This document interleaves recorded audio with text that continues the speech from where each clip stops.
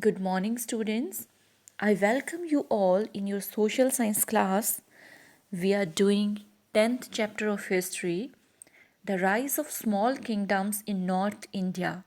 In this chapter, we have already learnt about Rashtrakuta rulers, Pal rulers, Pratihara rulers, and some Rajput dynasties.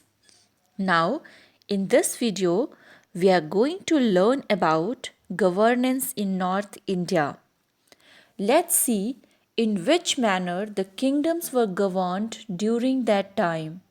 Let's take administration first. What is administration? Administration refers to the process of running the state or kingdom or an organization. How the state affairs were managed during that time. The king was all powerful. All the powers were in the hands of king. He made laws, he executed them. He was the head of judiciary who provided justice to people. He was the head of military and he had officials who helped him to manage the state affairs. He divided his empire into provinces for efficient administration. As our country is divided into 28 states and 9 union territories for efficient administration. The king spent huge amounts of money on building huge armies. Let's take economy next. There was great economic difference among different social classes. The royal family, the high officials, and the traders were rich. They were prosperous. They were well to do. The people who were living in villages were poor. The temples were the centers of riches, so they attracted lots of invaders from foreign countries. Feudal system was prevalent in North India. Students, do you know what is feudal system? Okay, I'll tell you. Feudal system is a system in which landowners give their land to the landless people for cultivation, and in exchange they get taxes from these people and also get loyalty of these people. The kings granted land as rewards to officers which came to be known as Thakurs or Rais. These Thakurs or Rais provided military help to the kings whenever required. This feudal system led to the decline of many big empires because these feudal lords gave only a small part of land revenue to the rulers and they kept huge amounts of land revenue with them. This reduced the power of the kings and made them weak. And many feudal lords like Chauhans and Parmars became powerful and they started establishing their independent empires. Next is society. What was the social condition of people during that time? The rigid caste system had divided Indian society. The king, the feudal lords, and the Brahmins held high positions. They enjoyed a life of luxury, a life of comfort. The land was cultivated mainly by Shudras.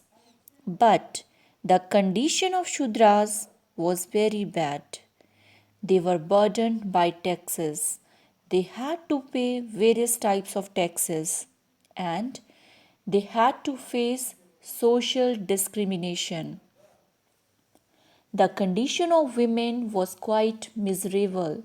Their condition was very poor, very sad. They were deprived of education. They were kept away from education. The evil practices of sati, child marriage, and polygamy also declined the status of women. Students, sati system was a system wherein a widow would have to burn herself to the death on her husband's pyre. Means जब किसी lady के husband की death हो जाती थी तो उनको अपने हस्बैंड की चिता पर अपने आप को जिंदा जलाना होता था। तो इस तरह का जो सिस्टम है उसको सती सिस्टम कहा जाता है।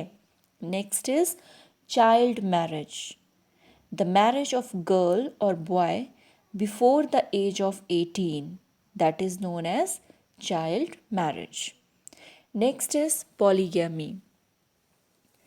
Polygamy is a system in which men were used to have more than one marriage partner at the same time, means having more than one wife at the same time. That is known as polygamy.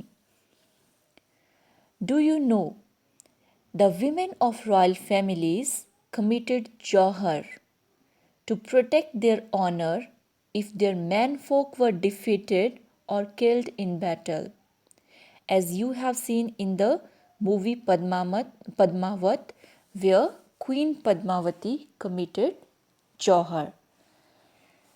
She immolated herself. She immolated or sacrifices herself in the fire for protecting her honor. Next one is religion.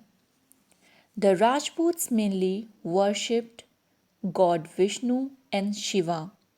They also worshipped goddesses like Kali, Lakshmi, and Durga. Rajput kings gave gifts of land to the Brahmins, who were known as Brahmdeya or Agrahara. Hinduism became more popular than Buddhism. Students, you know, Buddhism was popular in ancient period. But due to the Turk attacks on monasteries at Nalanda, these Buddhists left India and they took shelter in Southeast Asia because they are peace-loving people. During this period, Bhakti saints preached devotion to God and they opposed social discrimination, superstitions, and narrow mindedness. Next is education. Superstitions, thinking which is not based on scientific knowledge, and narrow mindedness, having rigid views.